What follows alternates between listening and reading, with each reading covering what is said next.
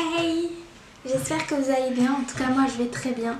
On se retrouve pour une nouvelle vidéo où en fait je vais parler de mode. Pour pouvoir faire cette vidéo, tout simplement j'ai utilisé Notion encore. Et en fait je me suis fait comme une sorte de blog où en fait j'ai tout mis des années 70 à 2023, donc toutes les meilleures tendances qu'il y a eu pour mieux structurer cette vidéo. Pour commencer, les années 70. Dans cette époque, on peut retrouver surtout des pantalons def. On assimile les pantalons def à cette année-là. Les pantalons def étaient très portés par les femmes, montrer leur silhouette, leur forme, surtout avec des ceintures qui serraient la taille, avec des robes bohèmes, un peu pouffues aussi, avec des blouses.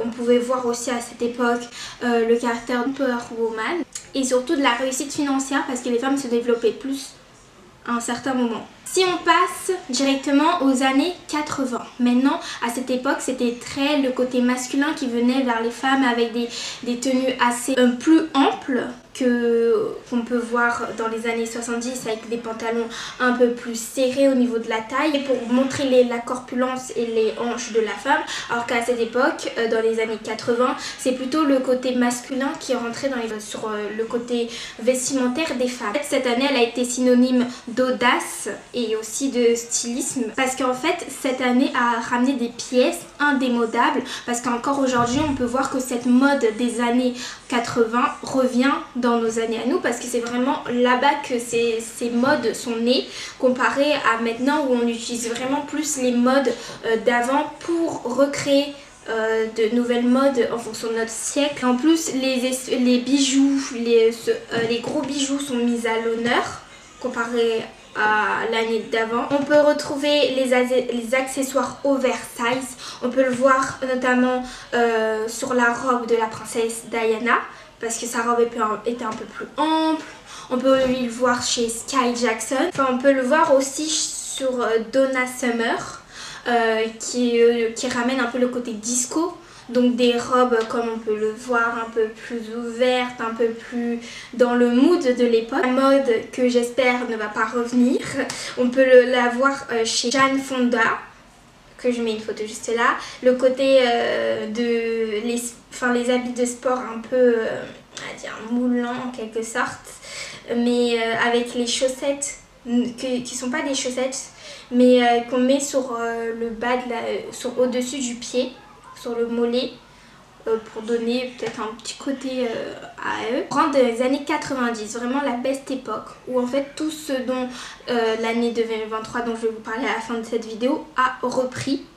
Le côté il y a aussi le côté coloré, mais il y a aussi le côté des pantalons taille basse qui va revenir aussi, qui va être vraiment pris dans les années 2000. C'est là qu'on va plutôt voir plein de créateurs de stars qui vont aller dans le côté bling bling, dans des couleurs, de toutes les couleurs comme on peut le voir, mais vraiment où ils vont se démarquer, où vraiment ils n'ont pas peur du regard des autres. Et c'est surtout cette année que les mensurations de rêve, donc on va parler des mannequins, qui est beaucoup, assez toxique en quelque sorte parce que le fait d'avoir des corps très minces, des corps très fins, c'est ce qui était beaucoup la mode. Du coup les habits étaient plutôt faits en général pour ces femmes avec des jeans taille basse qui marquaient la taille. Maintenant les années 2000. Maintenant cette année, franchement, c'est le moment où en fait les femmes, hommes ont commencé à être aussi très audacieux, mais audacieux du sens où ils utilisaient des pièces, par exemple de pyjama qui mélangeaient avec des pièces pour sortir, comme enfiler un legging et porter une robe au-dessus de son legging, avec des pantoufles, des jeans moulants avec des robes au-dessus, comme on peut le voir sur cette photo. En fait, ils ont vraiment mixé des pièces de leur dressing dans tous les sens pour donner... En fait, je pense que c'est une année où vraiment les gens ont voulu se démarquer, passer des années 1900 aux années 2000, mais vraiment en passant à autre chose, mais vraiment complètement. Donc cette année, on a pu voir des pantalons taille basse, des crop tops vraiment audacieux avec où on voyait vraiment le ventre, on voyait le ventre plat surtout, qu'on peut voir. Où il y avait des gens qui mélangeaient des tuniques mi-longues, des leggings aussi. On a pu voir que maintenant c'est vraiment démodé, tu portes un legging, mais legging au court, genre aux chevilles s'arrêter qu'on portait vraiment en primaire. Et il y a aussi la mode des imprimés tie and dye, on peut voir. Cette mode d'imprimer tie and dye, en fait, je pense qu'elle est aussi un peu restée. Il y a un peu des prémices de cette mode encore maintenant, surtout en été. Mais les imprimés étaient vraiment très beaux. Tu pouvais même décolorer ton jean. Encore là-bas, ils décoloraient vers les années 2000 leur jean, leur t-shirt, vraiment avec du javel. Je l'ai fait. Maintenant arrivent les années 2010. Vraiment, c'est l'année, ils mélangeaient surtout du classe avec du côté féminin. En fait, les femmes, surtout à cette époque, utilisaient le côté masculin et féminin pour se donner, ça donnait vraiment un style assez classe, sans donner trop, sans de vulgarité, pas trop moulant, mais en même temps tu portes un truc large, en même temps tu montres que t'es féminine, avec ce bombers mais très oversize, mais en même temps on sait, ça donne du style avec les lunettes et tout. Et aussi ce côté masculin mais en même temps avec des talons qu'on peut le voir sur cette photo. Ou aussi des femmes qui avaient très le côté businesswoman, parce que ce style-là, ça donne très businesswoman. On sait qu'elle est là, elle est imposante, elle porte une grande veste, comme sur cette photo, avec des talons, un jean avec les talons, ce que je trouve très beau parce que ça casse le côté décontracté en donnant un côté classe. On peut le voir aussi avec les chaussures. Donc en fait cette époque là, donc les années 2010, c'était très le confort, c'est à dire qu'ok, il y avait des talons mais pas des talons trop hautes comme on peut le voir, mais des talons un peu plus basses où tu es vraiment dans un confort avec le côté streetwear, mais en même temps des baskets comme des sneakers qui sont beaucoup venus parce que les gens arrivaient à mettre un côté, à mélanger les deux catégories, surtout dans le côté féminin aussi, avec cette tenue où elle a vraiment mis du transparent avec une ceinture mais un pantalon pas trop moulant avec des bottines. Passons à l'année 2023. Vraiment là on va voir tout qu'est-ce qui est attendu dans cette année. Cette année, ce qui est vraiment attendu, enfin déjà pour commencer, les couleurs de cette année sont le bleu cobalt et le bleu roi.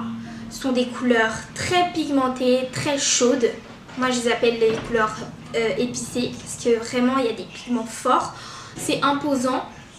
Et il y a la couleur qui est vraiment, parce que cette couleur est le bleu roi et le bleu cobalt, vraiment attendu au printemps. Alors que la couleur de cette année c'est le rose, mais le rose très chaud. Vraiment je suis contente parce qu'en fait le rose c'est ma couleur préférée, je l'aime dans toutes les couleurs, que ce soit clair, pastel, bonbon, de toutes les couleurs, je l'aime cette couleur. Et en fait ce qui est attendu aussi, enfin les pièces qui seront les plus tendances cette année sont le cargo, la jupe en jean longue, je trouve ça très beau, je vais vous en parler pourquoi, la veste de motard et les neck top. Donc on va voir ça tout de suite. Pour commencer avec le pantalon cargo, on a pu le voir que dans la Fashion Week de début d'année, ce qui était beaucoup mis à l'honneur, c'était les pantalons cargo, donc que je peux vous montrer en photo, avec des jupes en cargo aussi, parce qu'ils ont cherché à trouver un style ingénieux en jouant avec des illusions, parce qu'on se dit comme sur cette photo, ah elle porte un cargo mais non c'est une jupe qui trompe l'œil pour se dire ah ok, genre c'est passé de ça à ça. En fait les jupes longues sont vraiment mises à l'honneur cette année. En fait ça transforme l'ordinaire en extraordinaire. Ensuite nous allons parler des jupes en jean dont j'allais parler. Les jupes en jean, je trouve vraiment que ça donne un côté, en fait que ça soit ronde ou fine, je trouve que ça donne quand même un côté élancé. En fait la robe longue, la jupe longue donne un côté qui t'agrandit, surtout pour les femmes qui sont petites et pour les femmes qui sont un peu plus grandes. Je trouve que ça donne vraiment un certain charisme. Maintenant les vestes de motard que j'aime, c'est hyper beau les vestes de motard. Surtout vous voyez les vestes school, les vestes d'école.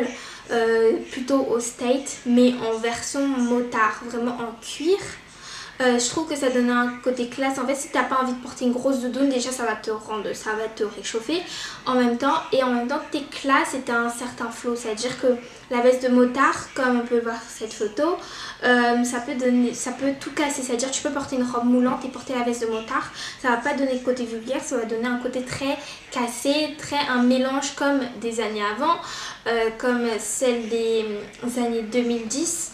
Donc un côté qui va te donner classe et en même temps streetwear. Mais en fait ça dépend de la veste en cuir parce que, de motard.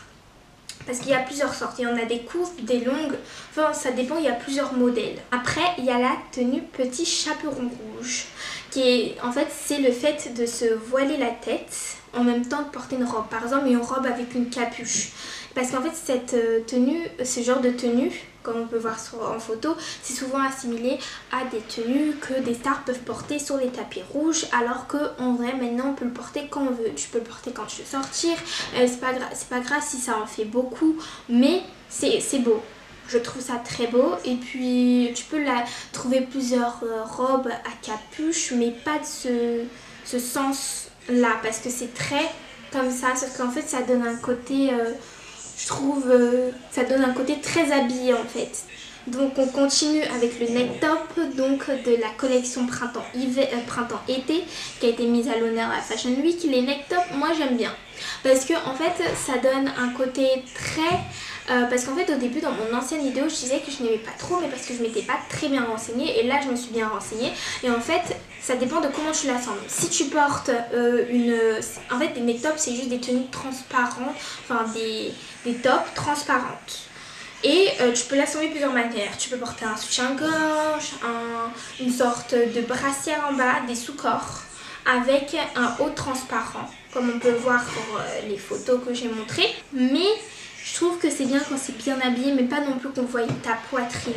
Parce que je trouve qu'il faut garder une certaine pudeur dans comment on s'habille. J'ai trouvé plusieurs comme des hauts en tulle, en maille, en résille. Il y a plusieurs sortes de hauts. C'est à vous vraiment de choisir lequel. Tricoté aussi ça peut être très bien, mais assez décollé, pas très court. Un peu élargi pour qu'on voie quand même la transparence.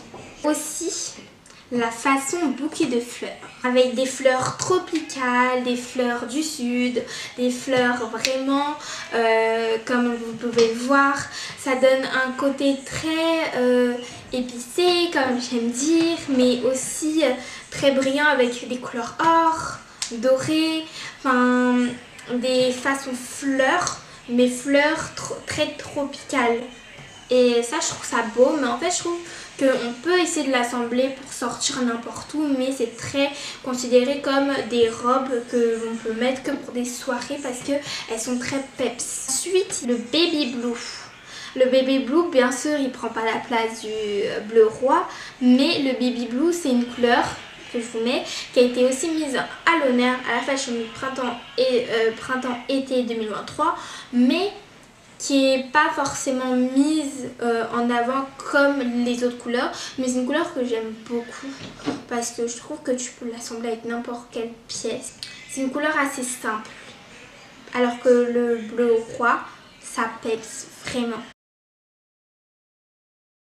Donc on peut le voir maintenant, après toutes ces modes que je viens de vous... les plus grandes modes qu'il y a eu jusqu'à maintenant, on peut voir qu'en fait une mode est vraiment attribuée à une année. C'est-à-dire que si tu assembles une certaine pièce, cette pièce-là a été trouvée dans cette année et c'est l'année définit cette mode.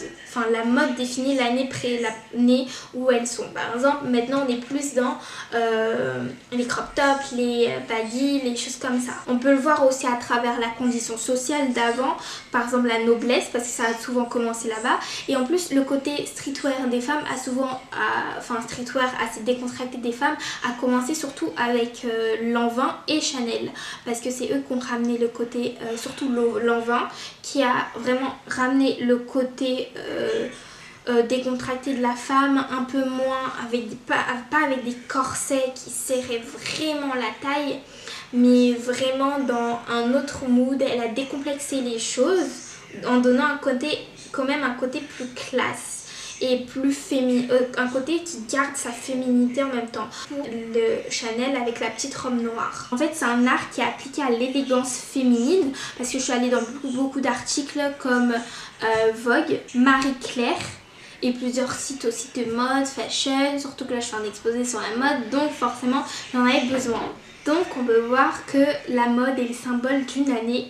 Et sur ce, je vous laisse pour cette vidéo. Et si vous voulez plus de contenu de mode, n'hésitez pas à aller en commentaire. Et merci d'avoir regardé cette vidéo. Et n'hésitez pas à liker. Je vous mets mon Instagram et mon TikTok en barre d'infos ou ici, peu importe. Et n'hésitez pas à m'en parler si vous aimez bien ce format. Et à plus!